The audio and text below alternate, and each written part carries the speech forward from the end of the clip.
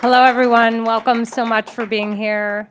I'd like to introduce everyone to Robert, or bring on Robert F. Kennedy Jr. I'm sorry to keep everybody waiting. 16 months ago, in April of 2023, I launched my campaign for President of the United States.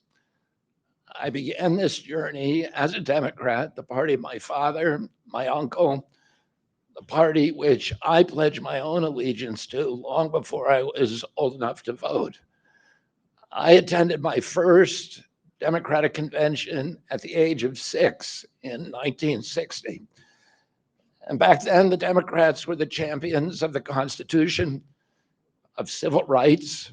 The Democrats stood against authoritarianism, against censorship, against colonialism, imperialism, and unjust wars. We were the party of labor, of the working class. The Democrats were the party of government transparency and the champion of the environment. Our party was the bulwark against big money interests and corporate power. True to its name, it was the party of democracy. As you know, I left that party in October because it had departed so dramatically from the core values that I grew up with.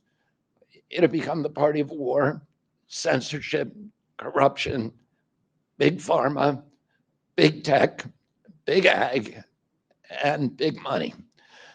When it abandoned democracy by canceling the primary to conceal the cognitive decline of the sitting president, I left the party to run as an independent.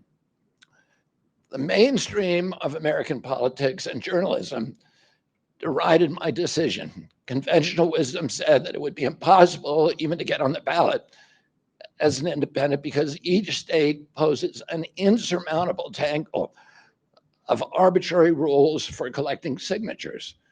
I would need over 1 million signatures, something no presidential candidate in history had ever achieved. And then I'd need a team of attorneys and millions of dollars to handle all the legal challenges from the DNC. The naysayers told us that we were climbing a glass version of Mount Impossible. So the first thing I want to tell you is that we proved them wrong. We did it because beneath the radar of mainstream media organs, we inspired a massive independent political movement. More than 100,000 volunteers sprang into action, hopeful that they could reverse our nation's decline. Many worked 10-hour days, sometimes in blizzards and blazing heat. They sacrificed family time, personal commitments, and sleep month after month, energized by a shared vision of a nation healed of its divisions. They set up tables at churches and farmers markets. They canvassed door to door. In Utah and in New Hampshire, volunteers collected signatures in snowstorms, convincing each supporter to stop in the frigid cold, to take off their gloves, and to sign legibly. During a heat wave in Nevada, I met a tall, athletic volunteer who cheerfully told me that he had lost 25 pounds collecting signatures in 117-degree heat. To finance this effort, young Americans donated their lunch money, and senior citizens gave up their part of their Social Security checks. Our 50-state organization collected those millions of signatures and more. No presidential campaign in American political history has ever done that. And so I want to thank all of those dedicated volunteers and congratulate the campaign staff who coordinated this enormous logistical feat. Your accomplishments uh, were regarded as impossible. You carried me up that glass mountain. You pulled off a miracle. You achieved what all the pundits said could never be done. You have my deepest gratitude, and I'm never going to forget that, not just for what you did for my campaign, but for the sacrifices you made because you love our country. You showed everyone that democracy is still possible here. It continues to survive in the press and in the idealistic human energies that still thrive beneath the canvas of neglect and of official and institutional corruption. Today, I'm here to tell you that I will not allow your efforts to go to waste. I'm here to tell you that I will leverage your tremendous accomplishments to serve the ideals that we share, the ideals of peace, of prosperity, of freedom, of health, all the ideals that motivated my campaign. I'm here today to describe the path forward that you have opened with your commitment and with your hard labors. Now, in an honest system, I believe that I would have won the election. In a system the kind that my father and my uncles thrived in, a system with open debates, with fair primaries, with regularly scheduled debates, with fair primaries, and with a truly independent media untainted by government propaganda and censorship. In a system of nonpartisan courts and election boards, everything would be different. After all, the polls consistently showed me beating each of the other candidates, both in favorability and also in head-to-head matchups. But I'm sorry to say that while democracy may still be alive at the grassroots, it has become little more than a slogan for our political institutions, for our media, and for our government, and most sadly at all for me, the Democratic Party. In the name of saving democracy, the Democratic Party set itself to dismantling it, lacking confidence in its candidate, that its candidate could win in a fair election at the voting booth. The DNC waged continual legal warfare against both President Trump and myself. Each time that our volunteers turned in those towering boxes of signatures needed to get on the ballot, the DNC dragged us into court, state after state, attempting to erase their work and to subvert the will of the voters who had signed those petitions. It deployed DNC-aligned judges to throw me and other candidates off the ballot and to throw President Trump in jail. It ran a sham primary that was rigged to prevent any serious challenge to President Biden. Then, when a predictably bungled debate performance precipitated the palace coup against President Biden, the same shadowy DNC operatives appointed his successor, also without an election. They installed a candidate who was so unpopular with voters that she dropped out in 2020 without winning a single delegate. My uncle and my father both relished debate. They prided themselves on their capacity to go toe to toe with any opponent in the battle over ideas. They would be astonished to learn of a Democratic Party presidential nominee who, like Vice President Harris, has not appeared in a single interview or an unscripted encounter with voters for 35 days. This is profoundly undemocratic. How are people to choose when they don't know whom they are choosing? And how can this look to the rest of the world?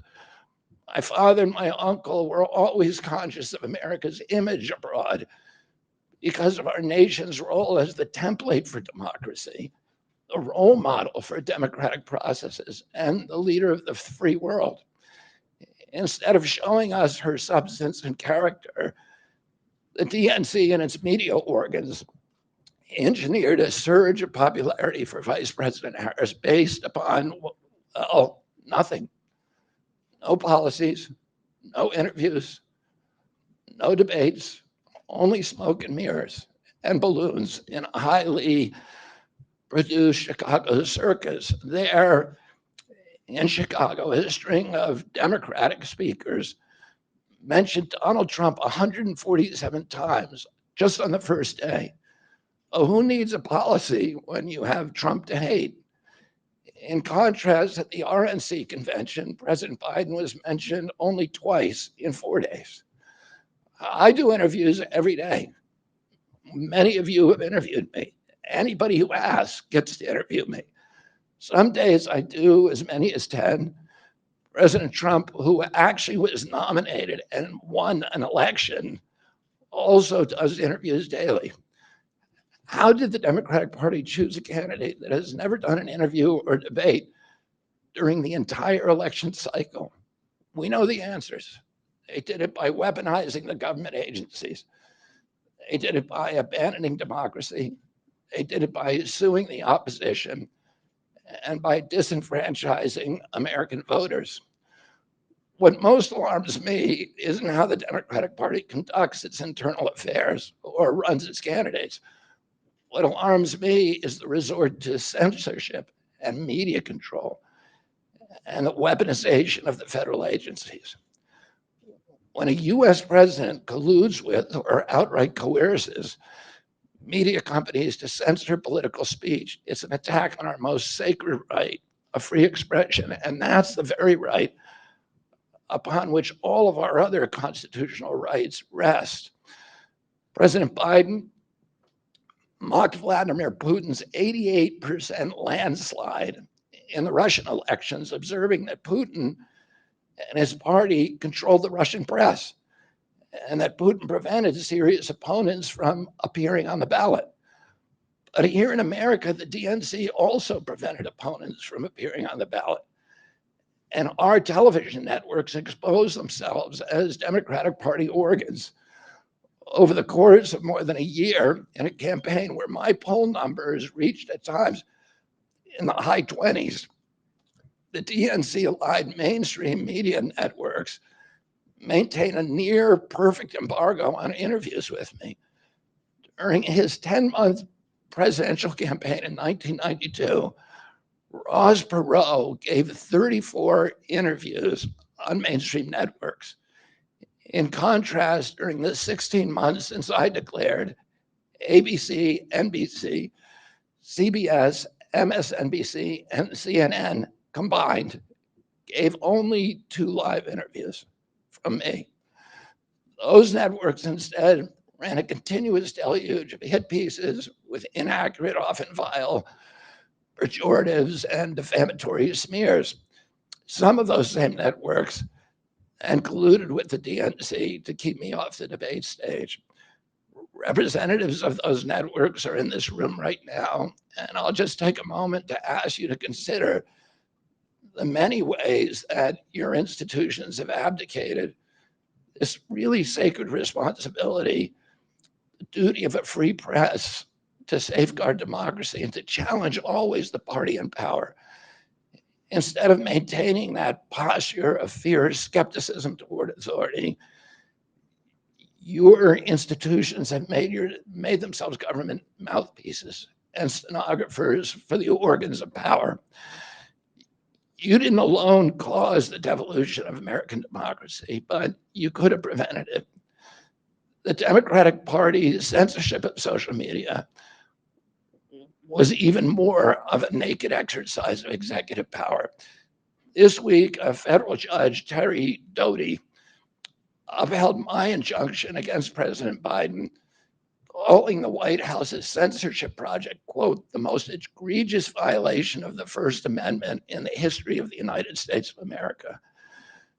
Doty's previous 155-page decision details how just 37 hours after he took the oath of office, swearing to uphold the Constitution, President Biden and his White House opened up a portal and then invited the CIA, the FBI, CISA, which is a censorship agency, it's the center of the censorship industrial complex, DHS, the IRS, and other agencies to censor me and other political dissidents on social media.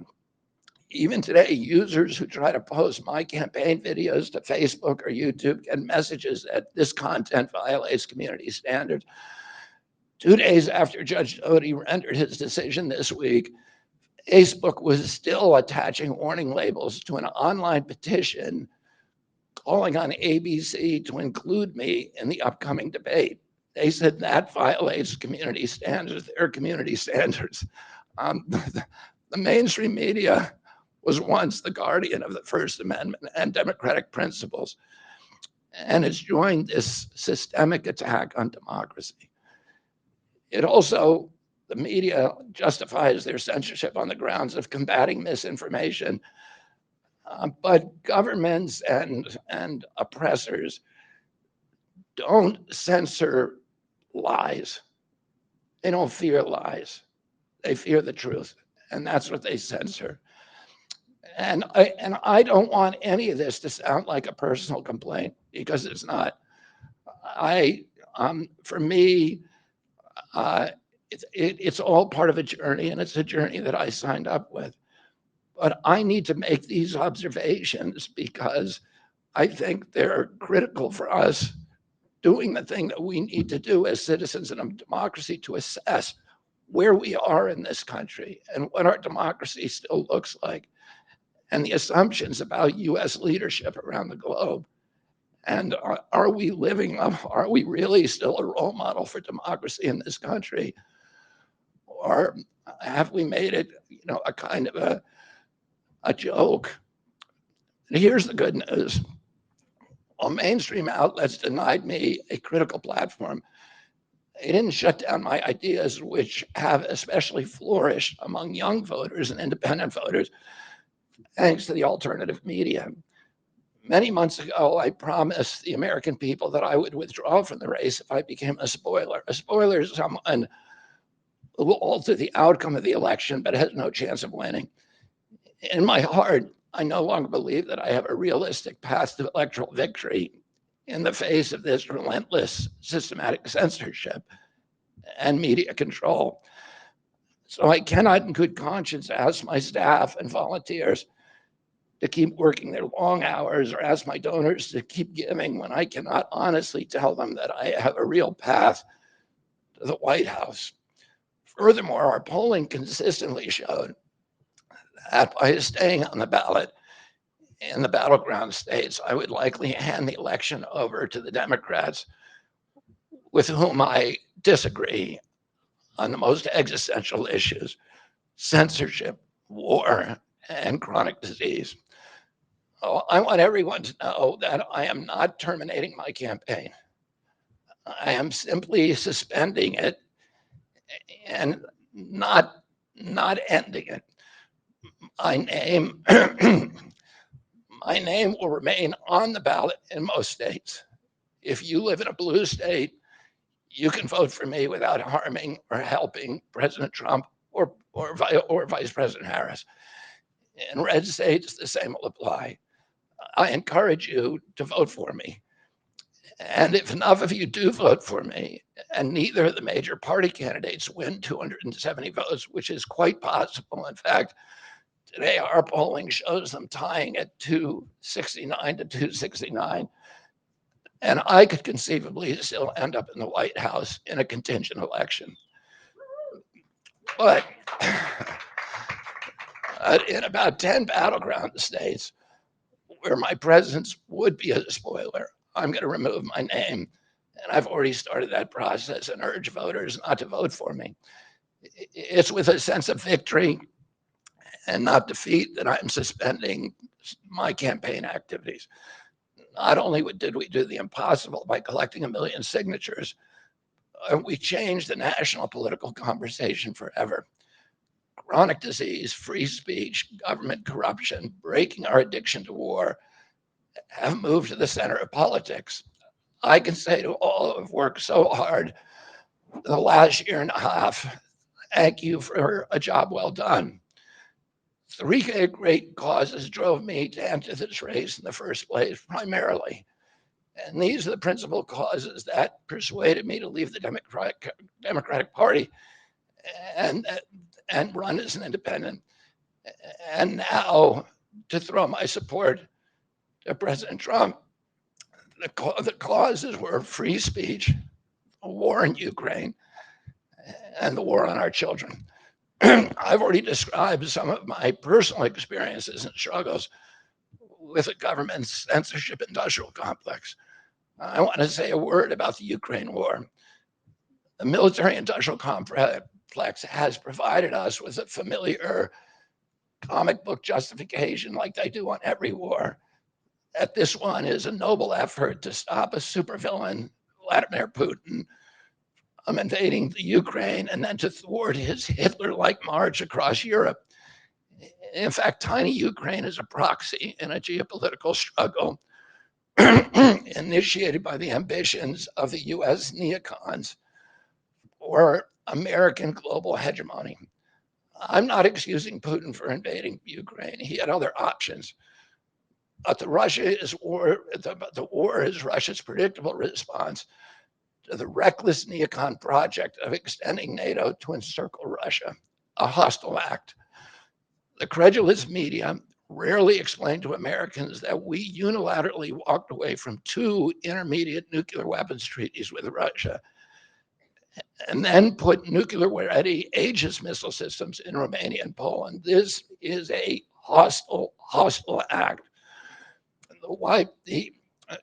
And that the Biden White House repeatedly spurned Russia's offer to settle this war peacefully.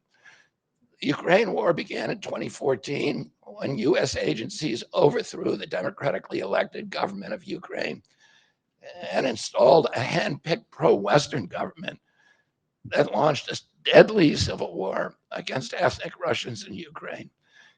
In 2019, America walked away from a peace treaty, the Minsk Agreement, that had been negotiated between Russia and Ukraine by European nations.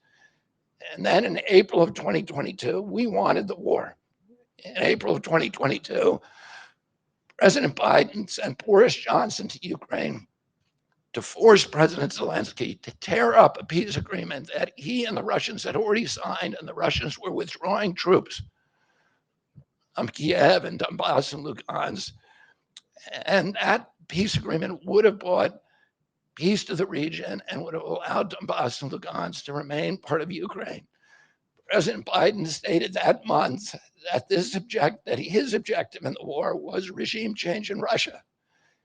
His Defense Secretary, Lloyd Austin, simultaneously explained that America's purpose in the war was to exhaust the Russian army, to degrade its capacity to fight anywhere else in the world.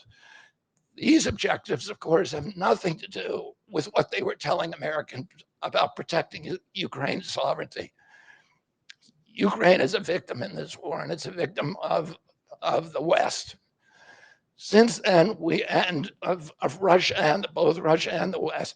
Since then, we have, since tearing up that agreement, forcing Zelensky to tear up the agreement, we've squandered the flower of Ukrainian youth, as many as 600,000 Ukrainian kids and over 100,000 Russian kids, all of whom we should be mourning, have died, and the Ukraine's infrastructure is destroyed.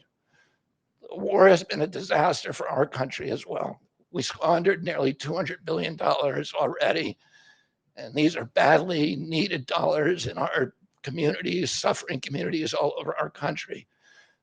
The Nord Stream pipeline sabotage and the sanctions have destroyed Europe's industrial base, which formed the bulwark of US national security. A strong Germany with a strong industry is a much stronger deterrent to Russia, and a Germany that is deindustrialized and turned into just an extension of US military base.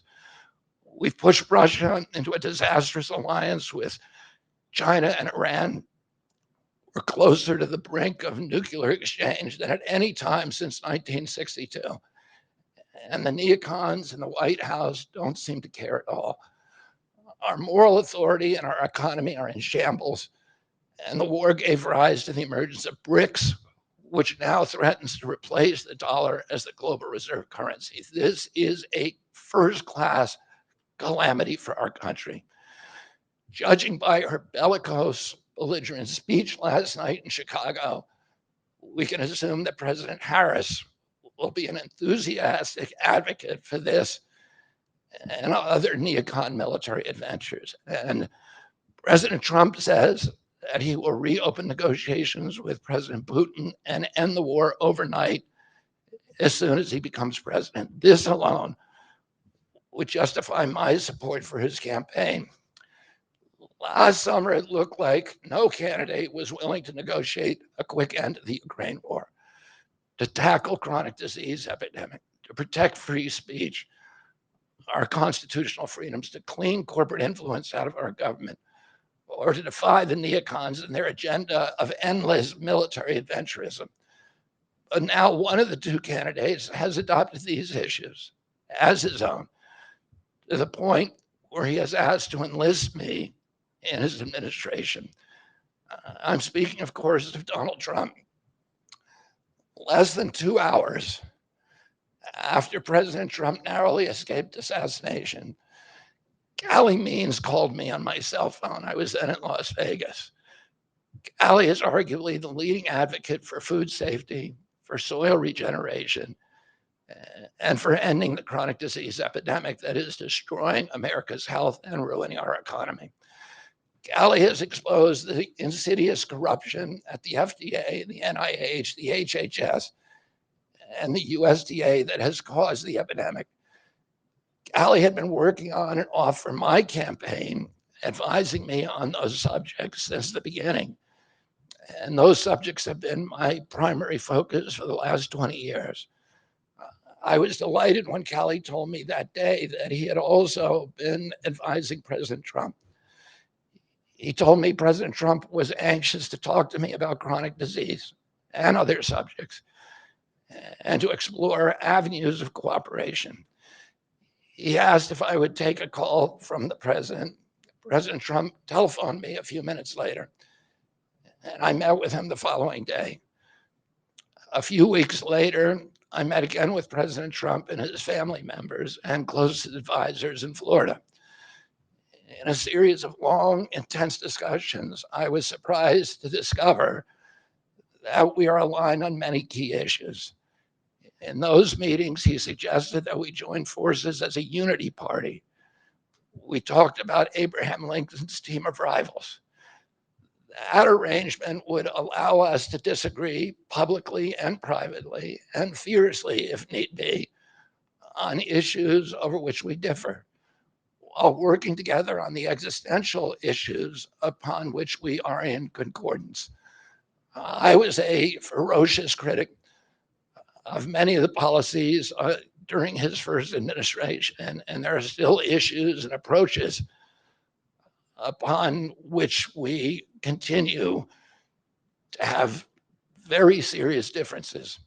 But we are aligned with each other on other key issues like ending the forever wars, ending the childhood disease epidemics, securing the border, protecting freedom of speech, unraveling the corporate capture of our regulatory agencies, getting the US intelligence agencies out of the business of propagandizing and censoring and surveilling Americans and interfering with our elections. Following my first discussion with President Trump, I tried unsuccessfully to open similar discussions with Vice President Harris. Vice President Harris declined to meet or even to speak with me. Suspending my candidacy is a heart-rending decision for me, but I'm convinced that it's the best hope for ending the Ukraine war and ending the chronic disease epidemic that is eroding our nation's vitality from the inside, and for finally protecting free speech. I feel a moral obligation to use this opportunity to save millions of American children above all things. In case some of you don't realize how dire the condition is of our children's health and chronic disease in general, I would urge you to view Dr. Carlson's recent interview with Callie Means and his sister, Dr. Casey Means, who is the top graduate of her class at Stanford Medical School. This is an issue that affects all of us far more directly and urgently than any culture war issue and all the other issues that we obsess on and that are tearing apart our country. This is the most important issue.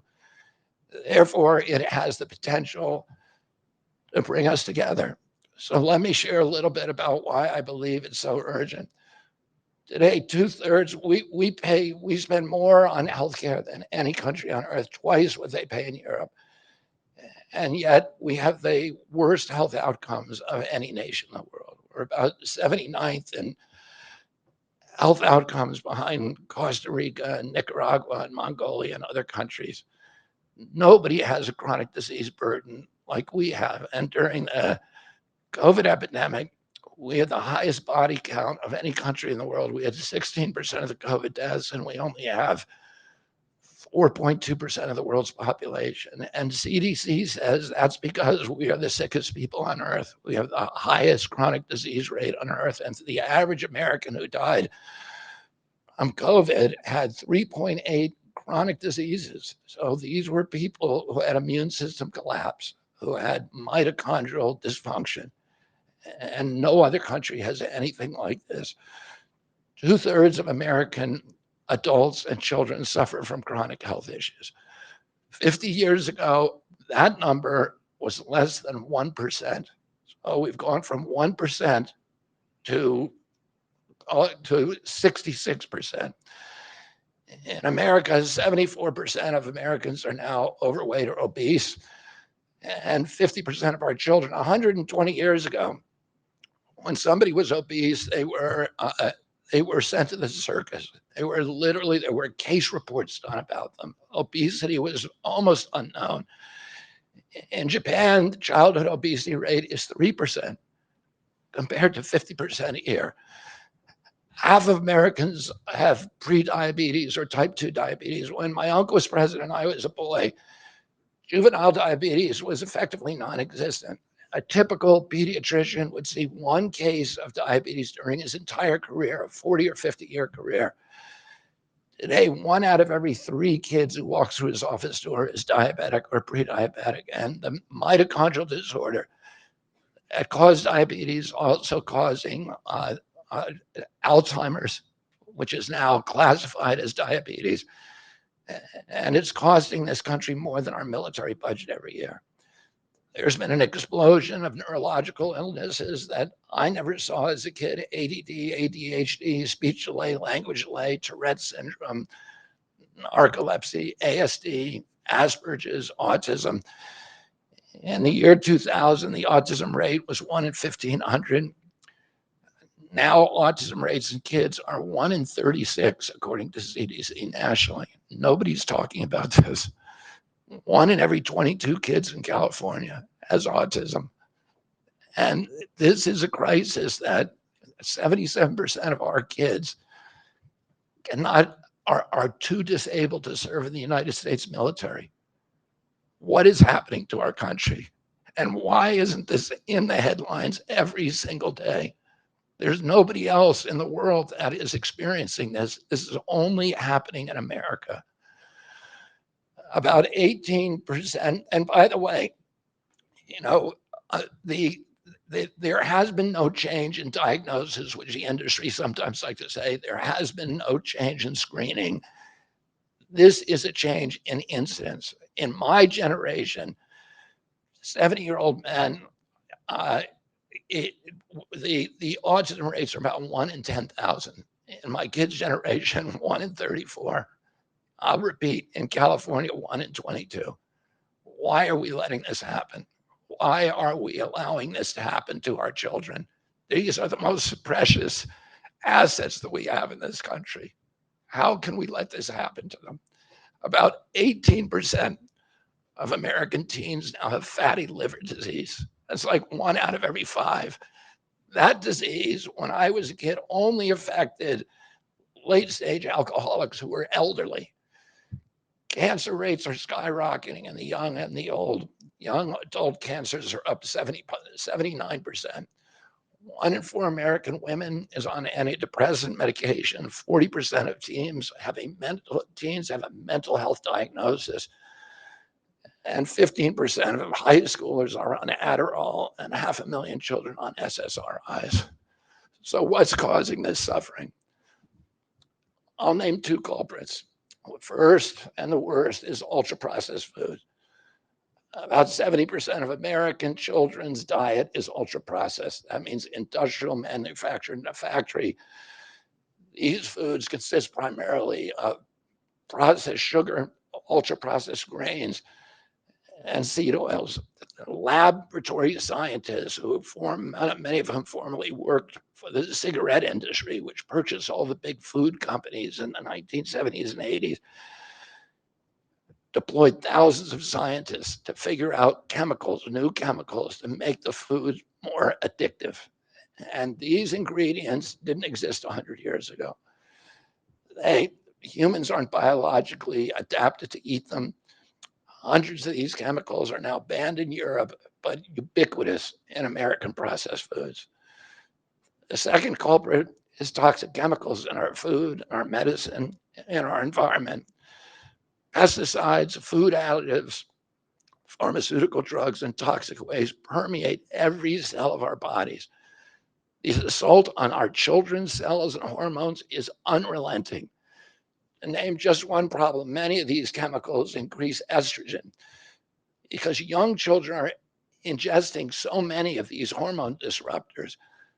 America's puberty rate is now occurring at age 10 to 13, which is 6 years earlier than girls were reaching puberty in 1900. Our country has the earliest puberty rates of any continent on the earth. And no, this isn't because of better nutrition. This is not normal. Breast cancer is also estrogen driven, and it now strikes 1 in 8 women. We are mass poisoning all of our children and our adults.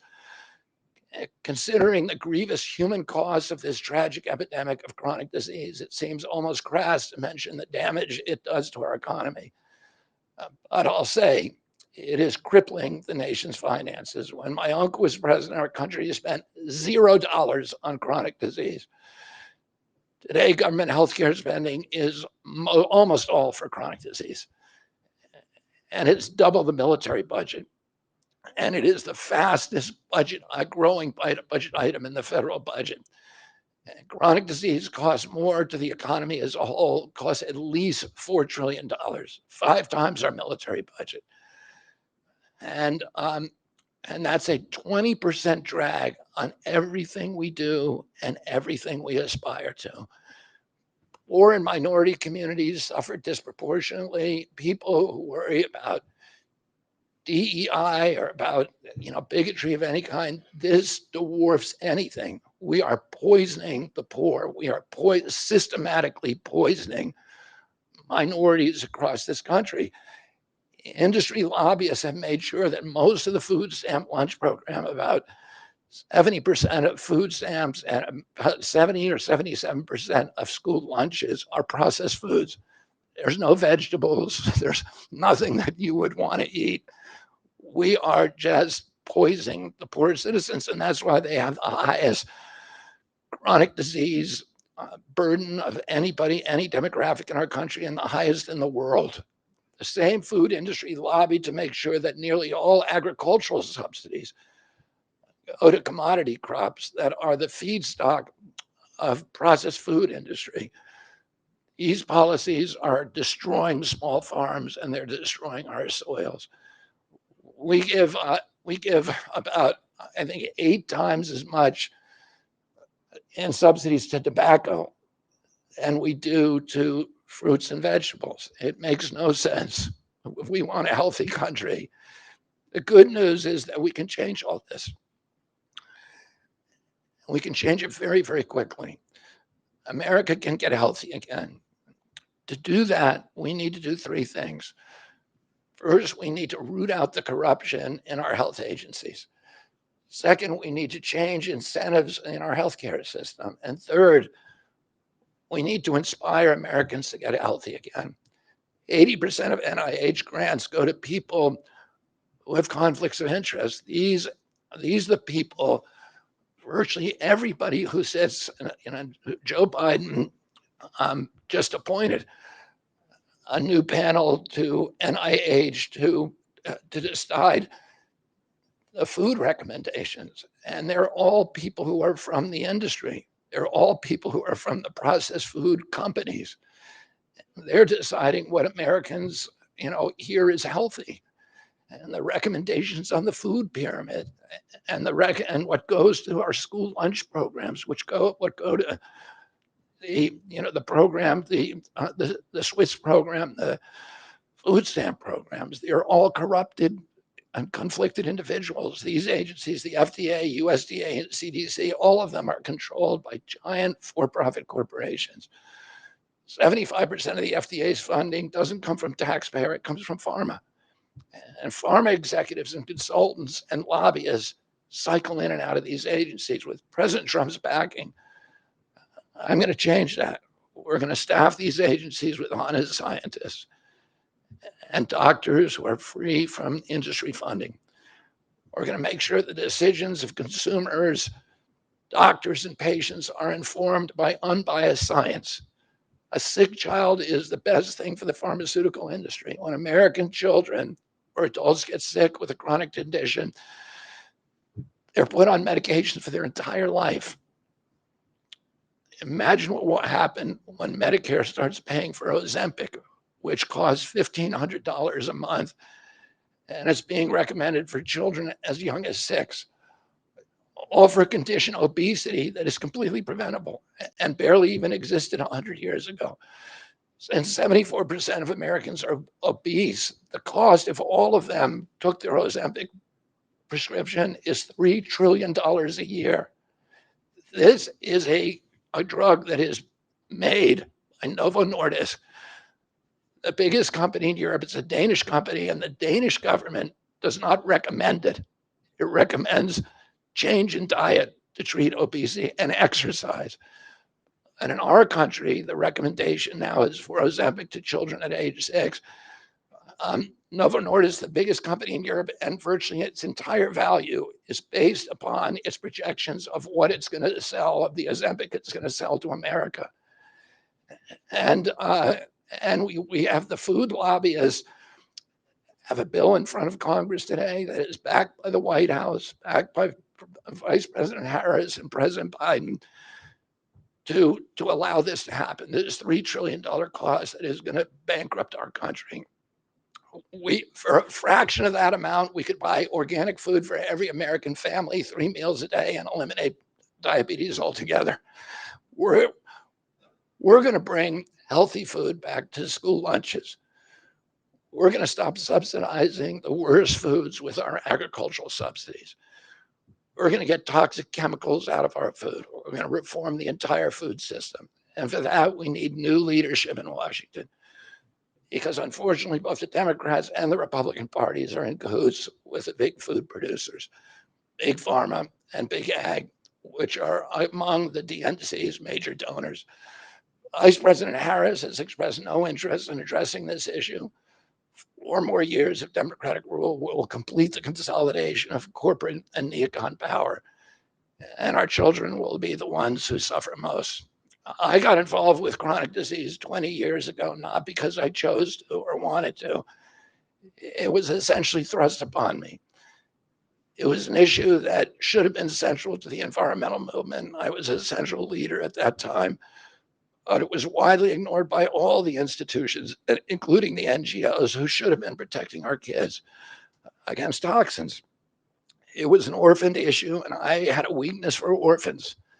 I watched generations of children get sicker and sicker. I had 11 siblings, and I had 7 kids myself. I was conscious of what was happening in their classrooms and to their friends, and I watched these sick kids, these damaged kids. In that generation, almost all of them are damaged. And nobody in power seemed to care or to even notice. For 19 years, I prayed every morning that God would put me in a position to end this calamity.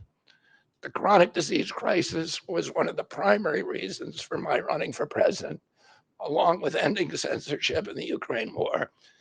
It's the reason I've made the heart-wrenching decision to suspend my campaign and to support President Trump. This decision is agonizing for me because of the difficulties it causes my wife and my children and my friends. But I have the certainty that this is what I've meant to do. And that certainty gives me internal peace, even in storms. If I'm given the chance to fix the chronic disease crisis and reform our food production, I promise that within 2 years, we will watch chronic disease burden lift dramatically. We will make Americans healthy again. Within 4 years, America will be a healthy country. We will be stronger, more resilient, more optimistic, and happier. I won't fail in doing this. Ultimately, the future, however it happens, is in God's hands and in the hands of the American voters and those of President Trump. If President Trump is elected and honors his word, the vast burden of chronic disease that now demoralizes and bankrupts the country will disappear. This is a spiritual journey for me.